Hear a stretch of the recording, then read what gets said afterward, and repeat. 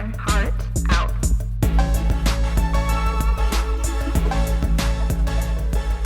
Hi, I'm Kayla Ogden, And I'm Rachel Sear. and this is Write Your Heart Out. Woohoo! Here we are. Here we are. This is episode 8, right? It is. It's wild. That is, I don't know. It's so wild. Time has gone by so fast. So today I came over to Rachel's house because we signed up for a free virtual event, It was a luncheon. a luncheon. And Rachel was like, I'm going to make you lunch. So we did that. We set up the computer on her beautiful dining room table. And we had this huge wooden bowl full of Caesar salad and homemade focaccia bread and really juicy, ripe cherries. Yep. And we were literally having a luncheon, you know? None of the other people on the Zoom were eating. And we were just like, oh, lunch around, lunch a lunch.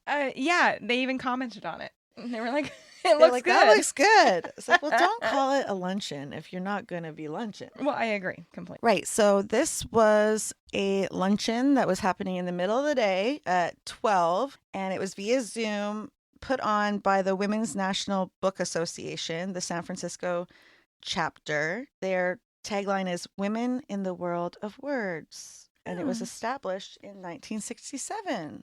Go ladies. And what they were doing is they're doing a lunch and learn with a literary agent. And the literary agent is Andy Ross, who he is from San Francisco here, and he has his own agency. So he wasn't really talking too much. It was more of like a Q&A situation, it felt like, right? Yeah. I mean, he gave a bunch of really great tips, but they were all in response to a question, I think, for the most part. So we were on there and we were just munching away. You could see us in our little corner. And we were listening and our mics were muted. And I don't know, I've never done a Zoom call this way where I was sitting right beside my friend eating and like gossiping to them. Like It was fun. I Yeah, liked it it. was super fun. It was like he would say something and then we would like look at each other and like give a little quip. Yep. So hopefully that wasn't too distracting for him. But Do you think he even noticed us there? no. I mean, other people noticed us, but Yeah, I mean, he didn't. I don't think he was even looking at anyone but himself. Probably Oh. not. I wouldn't. Yeah, probably not. What did you think about the luncheon? I thought it was great. I thought that it was informative. I haven't actually delved at all into the world of even seeking an agent or publishing. You know, like I'm still so... I've sent out the stuff on, Duotrope and then Submissible, right? Submittable. Not submissible. That doesn't make sense. Submittable. But I haven't even considered like, submitting something via agent or editor or anything. Like, not even close. Nothing So like that. this was definitely new for me. And I found it very informative. You know, like you were nodding your head, like you understood what they were talking about. And I was like, oh, okay. Oh, yeah. Andy gave a good, kind of outline of what a query letter should include. And I thought that was really important and good information for me. And then just do's and don'ts when you're looking for somebody, be confident in your work. And He talked a lot about managing expectations. yes, a lot. Which I feel like agents do talk about a lot, is that they'll get query letters from people saying they're trying to catch the attention of the agent. So they'll say, get ready to read the next #1 New York Times bestseller, or I just know Reese is going to pick this for her book club. Let's work on it together. Let's get there together. Apparently, for a lot of agents, that's a big turnoff because they don't want to disappoint you and they kind of know what the landscape is like. Yeah. So they're going to try to get you a book deal. They may not be able to. And if it's a good book and they're not able to, it's probably due to some marketing reason. Right. On the publisher's behalf, like maybe, oh, we published a book like this a year ago and it didn't do very well, so we don't want another book like this. Something like that. That's totally beyond your control. Yeah, I liked that they said that. I felt like that was a confidence booster. You know, like, okay, well, he said at one point, if an agent picks up your book, you have something worth picking up. Mhm. And so really, I thought that was a nice thing to hear. Yes, he threw out some numbers. He said he's had clients where it wasn't a good fit for any of the big publishers or imprints, but a smaller press was interested in it. And he comes back to the client and he says, they'll give you a $3,000 advance. And then the author is offended by that, Right. which I think probably there are some fiction writers out there who are doing it for the money or for the fame. But I don't think that's wise, No. I mean, if this is going to be your bread and butter, I guess that would be a really scary number to hear. But Yes. I'm saying that from such like a privileged person's point Yes, of view. But exactly. I'm like, I would take whatever I can get because I'm just doing it because I want to. Yes. Yeah. Well, I just don't think that it's a very smart financial, like, life move. Oh, no, absolutely. If you don't have any thoughts of how to support yourself outside of, this novel, if that you think is your golden ticket, I just think that's not the way that it works. Totally. I get that. I mean, if a small publisher came to me and offered me a $3,000 advance, at that point, it wouldn't be so much about the money. It would be like, oh, somebody believes in my work and there's going to be other people who read it and it's going to be printed and I'm going to be able to physically hold it and give it to people. And it can be my ticket into other spaces, other Absolutely. literary Yeah. spaces. Yeah, he said definitely managing your expectations is a big thing. One thing that kind of encouraged me, so this guy, Andy Ross, he does not, I don't know, he's not like a very kind Sure. He seems like person. he doesn't mess around. He doesn't really have time. He seems like he doesn't really have time to baby you or take care of your feelings at all. No, and he knows what he likes. That's clear. Yes, And but if he he- can't define what he likes. No. He says it's ineffable. It's like falling in love with someone. Can you really explain why or how? That's how he feels about the works that he falls in love with. Well, good for him. Yeah. He invited us to Provence. He did invite us to Provence. To go on Yes. his weekend retreat. retreat. And it sounds lovely. I'm going to take a pass. Yeah, I'm going to sit this one out. Sorry, Andy. Sorry, Andy. It's crazy. It is crazy that we were talking like this about him because like the literary world is so small. And like when you get into, the literary world of the Bay Area or whatever, it's even smaller. But I just kind of feel like he can take it, Sure. I mean, when we were sitting there, listening to him talk, I was like, I think he'd be fun to get a drink with. Yeah. Like I kind of like his sass. He's sassy. I kind of relate to the sass. You are sassy. I know. Ooh, sassy's in crime. I know. Maybe him and I can sass it up one day when he's my agent. Oh my God, would you want him as an agent? I don't know. I'd be so scared. I'd be so scared. I would shit my pants. Yeah. So Andy Ross is on Reedsy, which we've also talked shit about on this podcast. I know, but come on. Anyways, he's on Reedsy. I did say that Reedsy has a lot of great resources. Andy Ross probably being among them. Yes. He's on there, so you can hire him to edit your book. He says a lot of people reach out to him for editing, and what they want is for him to go through the story and to comment on the story, like the overarching plot and the way things go. But he says that most of the time it doesn't even get there to where he can comment on the story because he starts reading from page 1 and the person they can't write dialogue. They have clunky sentences. They introduce too many characters right away and he can't understand even what's going on. And that made me feel better because something that I feel about my work is it might not be for everyone. Mm-hmm. And my book might not be the best book in the world. Like it might not sit up there with, the Donna Tartts of the world. But I do feel like after all the practice that I've had and the studying and the learning, like I do feel like I've got this stuff down. I had an editor talk to me before and she said, this was about a story that I wrote before, like a novel I was working on before that I only had 30,000 words done. I showed it to her and she said, I don't think you're there yet. And she said that the yoga scenes that I wrote were really like slowing down the plot. Oh, interesting. So in that book, the yoga instructor and this girl who is Was it Deeb? Was Deeb the instructor? No, not Deeb, but okay, okay. It was one of the instructors from Nandi Oh. that inspired this thing. Okay. Well, inspiration strikes when it strikes. Yes. Even in Downward Dog. In and Downward Dog. So Okay, the protagonist is in these yoga classes, and there's this like sexual tension between her and her yoga instructor. And also like the yoga instructor, the way that he touches her and talks to her after, and like these things are kind of like important for the plot. Yeah. Then he ends up, coming over to her house, and they have all these connections and different things. But when the editor read it, she was like, I love yoga and I totally get it. But I think anytime you're going to do something in the yoga studio, you are slowing down your plot. Wow. And she's like, so I just really think you need to consider that.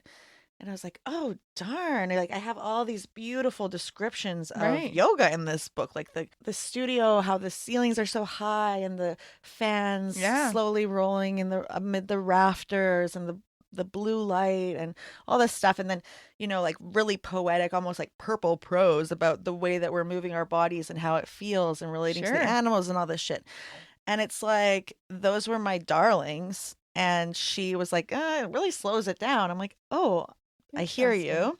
But what she said about my writing was, she's like, but your writing is really easy to read. And she said, doesn't sound like a big compliment, but it is. Oh, yeah. I felt really good about that. So when Andy says that like 9 out of the 10 writers who, they know they need editing. Of course. But they've written a book and they want him to edit it. Like he can't even really like get in there. Like it's too convoluted. Yeah. That makes me feel like I'm like, at least I'm like not there. Yeah. I hope. I mean, I think based on, feedback that I've gotten. Yeah. So he had a book that he recommended. It was called Writing Fiction by Janet Urway, I think. Yeah. Uh-huh. So that could be cool. He doesn't like. I'm going to check that out. You are? Yeah. Should I too? Well. Book club? Yeah, let's do it. Let's look at it together.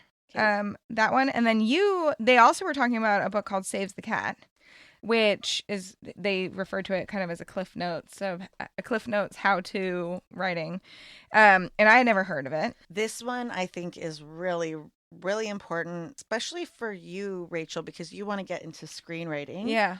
So what I heard when I was given this book was that every screenwriter in Hollywood uses this system. Okay. If you go on the Save the Cat website, it's really, really good.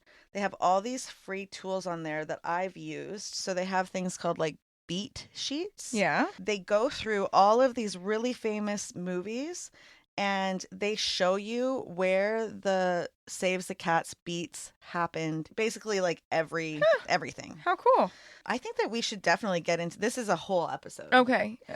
I'm going to buy it and then we'll talk about it another time. Absolutely. And I want to learn to do screenwriting too. But basically, Andy didn't like it. A lot of people, oh, look at this. A Court of Thorns and Roses, the novel analysis beat sheet. Wow. So this is going to show where all the beats happen. All right then.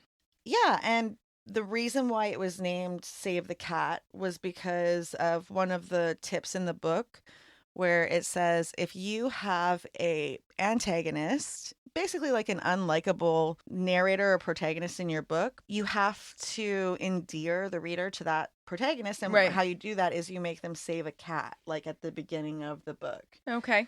Oh, have we talked about this before? I've talked about this at our book club. Oh, okay. I was like, wait, I feel like I've heard this before. Yes. And it's so crazy because after you read this, you do see people be saving the cats. Like Kristen, they do. You be saving that cat. Characters be saving the cats. Who was that chick? She has the short blonde hair. She's married to Dax Shepard. Oh yeah, Kristen Bell. Kristen Bell. So in that show about the hot Jewish rabbi. Oh yeah, yeah. Mm-hmm. What Mm-hmm. was that show? It's called like No One Asked for This or No One Wants Nobody This. wants this. Nobody Wants This on Netflix. Great show. There's an episode where Kristen Bell's character, she's just very unlikable in that episode. Yes. And you'll see towards the end of the episode, she just saves a dog. Right. And the whole episode is her trying to figure out if she's a good person or not. And then she Right. saves this dog, and everybody realizes she's a great person. Yeah. So that was very Saves the Cat. But So Saves the obviously, Cat yeah. is these beats. We'll talk about it on the episode that we do, but it's like, oh, the protagonist states the problem, does this, does this. There's one of the beats is bad guys close in. One of the beats is dark night of the soul. So you can watch movies and you can literally see these beats happening. Right. But a lot of people, like artistic people, whatever, Andy Ross, this agent and editor from San Francisco, and a lot of the ladies, it seemed like on the call from the Women's National Book Association, don't like this Saves the Cat thing because No, they seem to not like it. no, because it's a formula and it's just, aren't we sick of all this formulaic content? Like it's like ChatGPT could write a Saves the Cat movie in 1 second. It doesn't Wow. this because there's so many. Yes. Because it's so but once you know the rules, then you can kind of break them. Right. So if you're looking to write like a rom-com, for example, and you learn all of these steps or you at least have them in your mind, oh, by the way, you know Amy Schumer's movies? Yes. There was that basketball one with Yeah. Bill Hader. Yeah.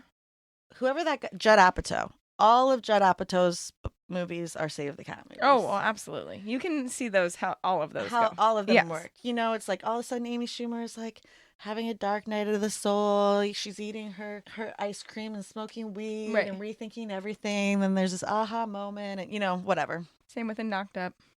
Yeah. Also Judd Apatow. Yeah. Yep. Yeah. It works. Yeah, right. Okay, so I just ordered it right now while you were talking. Saves the Cat, right? Yes. And I'm gonna definitely read that. And then we're both gonna read writing fiction. I found it for a new copy, it's like $50. So I Ooh. found a used copy. So I ordered that too. Okay. I think we should maybe do Saves the Cat first. Sure. I mean that sounds fun and upbeat. Yeah. And it looks like writing fiction's a little long. A little dry. Okay, so one of the things that we learned during this was so as we talked about, it was questions and answers. And so I wrote down questions as they were being asked. And one of the things that was asked was what was the ideal word count for a book, for a debut, for like fiction or memoir. And I remember you had told me your story about what somebody had told you about it. And so in a second, say that. He had said was that 50,000 words minimum. Like anything under that is just too short. And then he referred to Great Gatsby as being like 48,000 words or something, like very short. Yeah. And I remember that book being really short, but I hadn't even realized it was that. I mean, that's very short. Anyway, and then 100,000 words max. And I thought that was really interesting. I had heard your story before about it, but talk about formulaic. Like, you know, like Yeah. people are only going to trust you with, you know, a certain amount of words. Yeah, as a debut author. Right. It looks like literary fiction, 70 to 100,000 words. Commercial fiction, most of them are between 70 and 100,000 words. It looks like thrillers are a bit shorter. Yeah. Although Mystery crime. while we were listening to the talk, while we were in our luncheon, I was looking up how long the average Colleen Hoover book is, since she's, you know, kind of pumping them out, and they're all between 80 and 90,000 words. Wow, that surprises me because they seem so short. They do seem really short. I was like surprised. Big writing and stuff. Yeah. YA novels tend to be about 10,000 words less. Middle grade are really short, 25 to What is middle 50,000. grade? What does middle grade mean? Middle school. Oh, okay. So that makes sense. Yeah. So not quite young adult. Yeah, exactly. And then nonfiction and historical fiction can go up to about 120,000 words. Sure. My novel was 114,000 words. And when the first agent that was interested in my work told me that I had to cut it down to 80, And so I cut it down to 85. Uh-huh.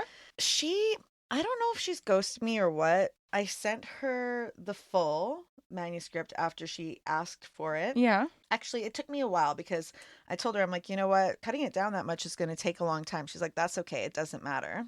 Okay. So then I sent it to her. Let me see. Her name's Lynette Novak at the Seymour Agency.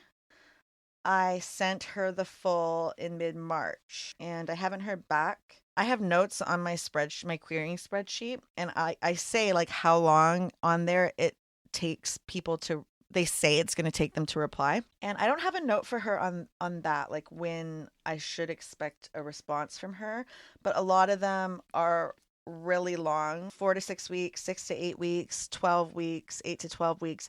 And almost all of them say, if you don't hear from me by this amount of weeks, like 12 weeks, it just means no. Oh, geez. But then when Andy was talking on this podcast, he was saying that he'll get back to everybody. It sounded like he'll get back to everybody within a few days. It did sound like that. And to me, it feels like when people are actually interested in my work, they get back pretty quickly. Right. Like, that woman that I was rejected by, essentially, she had like a really long one. Like it was saying like, oh, wait, 4 months or something like that. But then I got an email from her after she read my pages like a few days later. Wow. So I feel like they do go through their stuff. This is my sense. They read a few sentences of each query letter. If something catches their eye, they read the pages and then they get back to you. Right. I don't know. I could be wrong. I'm sure everybody works differently. Yeah. But now I've got this guy that I want him to be my agent. And I sent him the full on last month on the 21st. The guy in He Canada? still hasn't gotten back to me. Yeah. Yeah. But he had said it would take him 6 months to reply. Dang. I sent it to him April 21st, so it took him a month to reply. Mm-hmm. I don't know, man. I don't know. I read something online saying that you should follow up with people. Yes, I was just about to ask that. Because I'm like, in my head, I'm like channeling my mom. Like, did you send a thank you note? You know, like, Yeah. should you be, I feel like a follow-up's probably legit. He never said like when he would. I'm just dying. I'm You just dying. say, like, thanks for reading my stuff. I can't wait to hear back. I hope you've been enjoying it. Really? Yeah. Rachel. I mean, okay, so when you send out a resume, right? Like I haven't actually tried to get a job legitimately 15 years, so please keep that in mind. But when I in the past, when I had sent out a resume, I gave it to them, and then like 3 days later, I would literally like show up with cupcakes and be like, "Hi, remember me? Well, let me know when you decide who you're hiring." Oh my And I feel God. like people, whether or not it's annoying, people that's what sticks. People like it. They like it, but do they? I just don't want to. I just don't want to hear. I just don't want him to say no. Yeah, but is it like better to get a no, or is it, the Andy slide across the table no? Or is it better to be like in the dust, just like waiting, that kind of means no anyway? But God. it's like, I don't know. It's like hope. It's like Schrodinger's cat. Schrodinger's no. Well, like- it's really nice to be able. Well, it's really nice to be able to walk around right now and say that I have 2 agents who requested my full manuscript and they're reading it and they're going to get back to me. Of course. Oh my God. But it's like Lynn Novak has had it since March, and I saw her all up on Blue Sky requesting materials. Uh-oh. She's like saying that she's open to queries, and I'm like, but you She's just didn't. like, I have so much free time right now. Yeah, it's like, but so you didn't read it, or you aren't reading it, or I don't know, I don't get it. So show up on her door and bring her cupcakes, Kayla. I'll bake them for you. I'll box them up. You take them over. Just show up on her doorstep. Oh, Lord in heaven. But it's like that makes it even worse when they reject you and your gift and your this is tough. Is my challenge to, since it's been a month, do you think I need to follow I think you should up? follow I'm gonna up. Puke on my shoes. I think you should. Okay, this is one thing that was weird about with Andy Ross was I asked a question in the chat. I said, if an agent at a particular agency passes on your work, Mm-hmm. can you then send it to a different agent at that agency? And he's like, no, I was so surprised by that because everything else I've been hearing was that you totally can. And Right. then this other lady who she has two agents who want to represent her right now. She also paid $8,000 to have Yeah. somebody edit her A working book. editor. Yeah. And she said that both agents want her to redo like half of the middle of it. Yeah. So even after paying $9,000, Can you imagine? you still have to rewrite it. And then imagine you get offered a $3,000. Well, hold on. She did not get offered the No, $3,000 no. situation. But That was a figure, or not figurative. That was just an example that he had given. yes, but she did say that there was one agent who wanted her to make it more like her book more punchy and Reese's Book Club and upmarket. And she said that that wasn't her vision for the book. Right. I hear that it's really hard to get a deal with a literary Right. fiction book.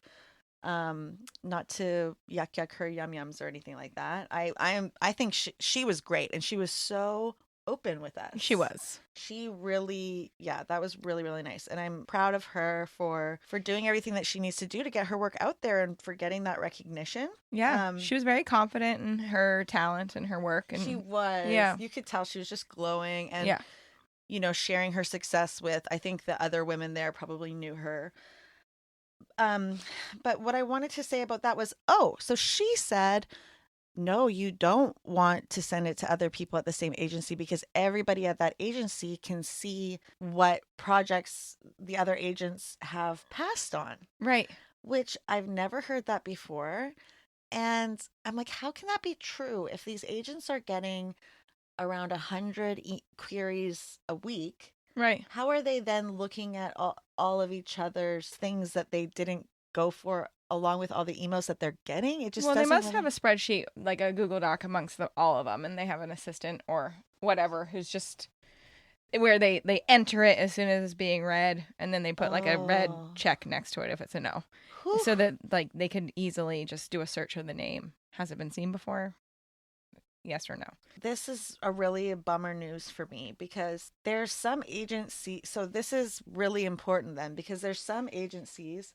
There's one called PS Literary Agent that I sent a query to. Mm-hmm. And I chose somebody that I thought would like my work. She hasn't gotten back to me. I have a note here that says mid-June means no. So this is probably... Oh, it's not mid-June yet, guys. Yeah, no, it's beginning of June. Maybe I should poke her. Yeah, poker. Oh my God, so I gotta poke two people. Okay, wait. All of these people, do they have offices in San Francisco? Where are these people? No. Okay. You want a Canadian. Both of these are Canadian. Okay. I would definitely work with somebody in the States, but this was like my first round. Right. I emailed 10 people, and a lot of them were Canadian. But anyways, so this Maria Vincent at PS Literary, it's like, there's a lot of other agents there that I would want to work with. Sure. But now I'm not allowed. And well, no, hold on. They didn't say you weren't allowed. No one said you weren't allowed. You can do it. Oh my God. His reaction was definitely off-putting because he was like, no. But yeah, the woman that we were just talking about, at first she said, yes, you can do it. And then his reaction, she went back and was like, oh, well, they do all see. Yeah. It's like all of the agents can see. So it sounds like it's not a bad thing to do. It's just, like depends. I think it's very dependent on the agency. Okay. It was my vibe. Yes. And also I queried somebody at CAA, which this would be a great place to be represented by, and look how many agents there are. Wow, that's a lot. So it's like just because it's like I shot my shot with one of these people and it wasn't for her, and now all of these amazing agents are off the table. Well, hold on. So I got from this talk, I got that you could send out 30 query letters in a batch. Yes. And then what would stop you from sending one to, we're looking at a page right now, to Amelia and Tina and Christine and Adriana? If they were all looking for something similar enough and you sent it out in a batch, is that a problem? Because that doesn't seem like a bad thing. So a lot of the agency pages will say to only submit to one Okay. agent at a time. Okay. Because they don't want 3 of their agents to be emailing you, getting all Sure. excited. That makes sense. But if somebody's like, usually it says like at a time. So I think I'm going to go with the websites Yeah. themselves rather than Andy Ross. 'Cause Yes. Andy had that weird, but Andy Ross's literary agency literally just has him and one other person. So Right. maybe he doesn't really know Sure. everything. Well, we know he doesn't know everything. Sorry, Andy. But But I think that it's, well, what the fuck do I know? I don't know anything. I think you should go for it. yeah, Just Rachel's really good at just going for I things. just go for it. Yeah, I am. You are. It's one of my strong suits. Yes. You know, me and Nike. We just go for it. Just do it. You and Nike, baby. Just do it. Okay, so I'm excited to read Saves the Cat and then review it. Do you want to talk about anything that's been going on in your writing life this week? What have you been up to? Yeah. What? My muse has been snoozing. My muse hit snooze. I have. Same. Yeah, really? I had the past couple of days. I mean, mind you, I have been working on our website. Very exciting, everybody. By the time you hear this, our website will have already been up, and you probably have already been to it. However, I have been building our website. So that was like the past at least day and a half. And then my brain space was there. But then the day before that, I just didn't write. Which is the first day I just didn't write in over a week. Whoa. Yeah. And I was like, and then today, before you came over, I was looking at it and I was like, everything needs to change. So I decided to give myself one more day. I'm inviting the muse back in. I'm going to, I don't know. What do you think needs to change? I don't know. Was it what I said about too many characters? No. No. Okay. So I've realized that the way that some of the things have to go down with the murder mystery part don't quite add up with the fact that she had already set the table with everyone's game cards on it.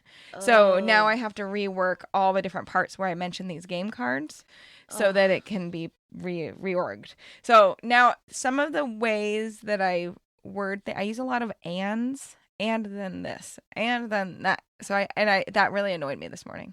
So I have to go back for that. Yeah. Some people will just power through the first draft and not go back at all. Other people go back a lot. I guess it just depends, but it's a different part of, I feel like it's a different part of your brain reorganizing things to work like in a murder mystery game and making all the pieces sort of like fit. Right. And editing is sort of a different part of your brain. Yes. And all of these thoughts that you're having about what's not working don't help with the moving forward. It doesn't. That's very true. So I think that if you're working on what you're saying that you like, it's bothering you, right? So you want to go back and do it now. I did. So this morning I went and fixed the envelope note card situation.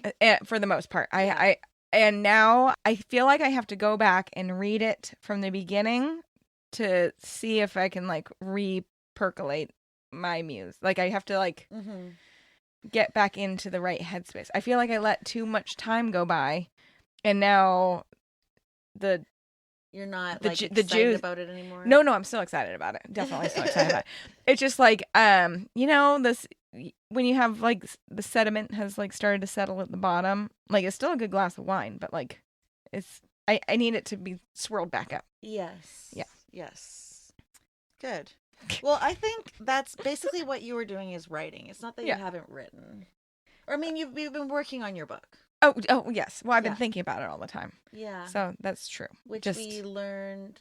What did we learn that from? Brandon Sanderson. Yeah. Said use your time when you're doing other things that your brain isn't really working on things. You're folding laundry. You're driving to think about your book. So right. Yeah, it sounds like you've been thinking about it a lot. I have definitely been thinking about it a lot. Yeah. What about you? What's your status on your?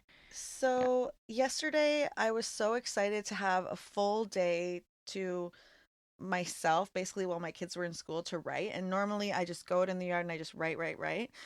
But I got into this like ADHD sort of spiral where I was doing way too many things. I'm like, oh, I've got to submit this to a contest. No, I've got to submit this to an agent. Oh, I've got to check this email to see if anybody got back to me and what does that mean? And no, but I need to take out all these chapters. But now I need to. And I just kept flitting from thing to thing to thing for like literally like 3 hours. And it was so uncomfortable. Yeah. And also, like, I've been trying to say, okay, what I really wanted to work on and could have really focused on and poured my energy into was the podcast. Yeah. Like, we're going to launch soon. And I mean, when you're listening to this, we'll have already launched because They're 8 episodes in, baby. yeah, we're 8 episodes in and we still haven't launched because we're being very like, we're preparing everything so that we don't ever let you down, so that we really can put out an episode every week and so that we're very sure. But I'm like, oh, there's a lot of little things to do. There's, I want to edit all of these. And I could literally have sat there all day and done this. But what I was telling myself about that was that was resistance. Oh. That if I, Fuck, resistance, that fickle bitch. yeah, because I'm like, oh, I can edit those like at night, with a glass of wine or Right. whatever when my kids are in bed. But right now is the time to write, Right. And instead of just sort of like going with where my energy was leading, I just got caught in this really bad spiral and it was very depressing. Oh, no. Yeah, I was really depressed yesterday. Oh. Yeah. Things have been weird, but they'll get better. It's wild. Am I maybe just like getting my period? Oh, maybe. Also, I mean, that changes everything. yeah. Fucking periods, man. Yeah. And I'll never know when it's coming. I Hey, refuse to do know. you think that it's easier to write sex scenes when you're ovulating? Like you're more like Whoa. more like mentally capable of getting crazy in your head, you know? Whew. Like I feel like we should study that. Yes, we should study that. When do you get your period? I will have to look at my app to be sure. But I'm pretty positive that when I was definitely letting those sexy juices flow, I was ovulating. Now this is all just coming to me right now. Yeah. Yeah. Whew. Okay. Can I tell you something else? Another note for your story? Sure. And this is maybe something that other writers might want to think about or whatever. I don't know. But basically, Rachel has this moment where not Rachel. Samantha has this moment where she sees her ex and all of the sudden you're getting her thoughts and feelings about sex. Yeah, right. Right? Like there's like a couple paragraphs where there's just like all of a sudden she's just flooded with these thoughts and emotions about sex with this guy. And it's very hot. Oh, good. And it really makes you like, it made me like fall out of my chair pretty much. I was like, holy shit. Like it was like a very like explosive moment. Okay, good. But I'm wondering if there's this thing called like leaking tension. Yeah. So after you show that she has all these sexy memories, then you can't deal those out anymore. Right. Do you know what I'm saying? Yeah. So it's almost like you're trading this thing where it's like you want the reader to be like, oh, she thinks he's attractive and she remembers him. Well, have they ever done anything? Oh, they kissed one time, or did he just try to kiss? Oh my God, they've had like that kind of thing. That's fun. Like, then let it more trickle tension. down. Yeah. So it's like by saying all that right away, you're giving people a really explosive reaction. Right. But by doling it out more slowly, you're keeping the pages turning because people have these questions. Okay. I'm not sure which one is better, but it's great the way it is. Just something to think about. Yeah. Which scene are you talking about? The one when I think it's when he comes in the door and she just has this big sexual feeling about him, right? I don't think so. No? I don't know. I'll have to go back and look. I don't think she does it first. Maybe she does. Yeah, I definitely I'll have to look. give you more things to think that you have to like change right now or even think about right now or anything that would slow your roll Totally. because there's going to be a lot of time for editing, right? Yeah. And Definitely. something like that doesn't need to be fixed like at all for everything to roll forward because Right. it's just flashbacks and context. It is. Okay, keep going. I mean, yes. We will, I will go back and look because I'm so curious. What I was talking about. Yeah. I'll make a note. I can make a note of it. Yeah, make a note. Yeah. Anyways. Okay, do we have anything else to talk about as far as the luncheon? No, I think. Do we want to share the points that he said that should go into a query letter? Sure, or you can do that. I didn't make a note of those. So just a few things that he suggested should be in a query letter. He says keep it transparent, keep it realistic, like Kayla said. None of that. This is the next bestseller on the New York Times list. Stay realistic. The agents want to see a real person, someone they can relate to. It should be no more than just a few pages long. Let it sound business-like, not not just like floaty, colloquial, right? Casual, right? Because you are trying to create a business deal, but also inspire emotion and like show that your heart's in it and that this is your piece of work. And then the one thing that he said that I thought was interesting was that he likes a Q&A format. Like where you ask make up your own questions, like almost like a FAQ for yourself. That was the weirdest thing I've ever heard. Yeah, but I kind of liked that. I thought it was kind of fun. Like just a page of like question and answers about your story. Like maybe that sounds unique. It does sound unique. Maybe that would be a great way to grab attention from an agent. You know what I thought might be cool is to read. So you usually send like your first, I don't know. It's always different, but like, you usually send your first 5 pages with your query letter. I always thought it would be cool to like record myself reading it like an audiobook for the person. Sure. And be like, yo, if you want to just listen to this in your car, you can. That's a fun idea. But there's this other thing where they say don't do any attachments or else it'll end up in our spam folder. Oh, sure. I've seen that for quite a few of the short story things. They say no attachments. Yeah. I guess you could say, hey, if you want, I have a little audio snippet of this. You could. Okay, so then the other tip that I feel like is worth sharing is that they said to go to querytracker.com and Publishers Marketplace. And like those are really great places to find agents that are actively looking for clients. And I don't know if you have mentioned those before when you were talking about it. You might have, but I figured it's worth mentioning. Yes, for sure. And then I think that's everything that I felt like was really worth sharing. Okay. Well, I think next time we'll do next recording we'll do a story time one. Oh yeah, we owe a story time. And then I feel like we should just plug it now because we're 8 episodes in at this point. We will want your stories for story time.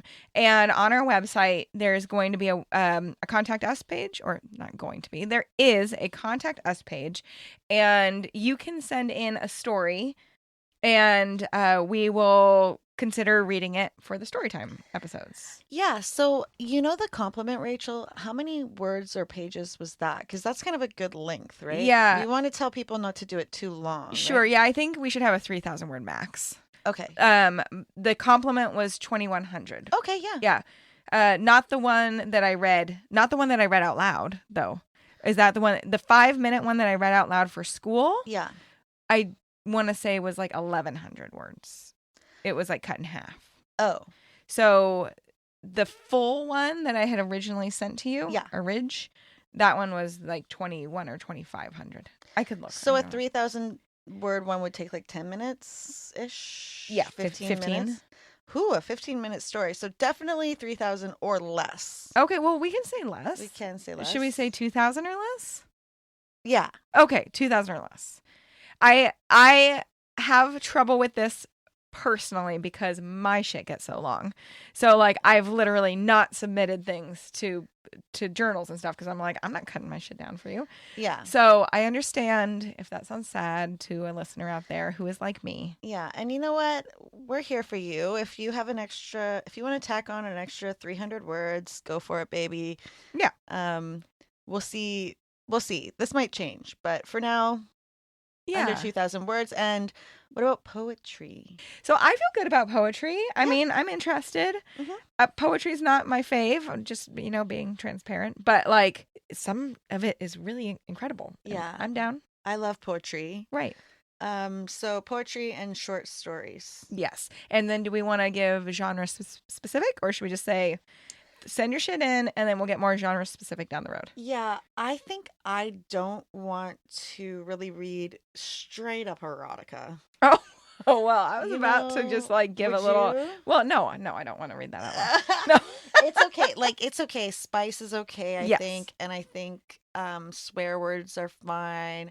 Yeah, and Um, creepy stuff is fine. Creepy Like stuff is fine, but what about like complete body horror gore? human centipede shit. Yeah.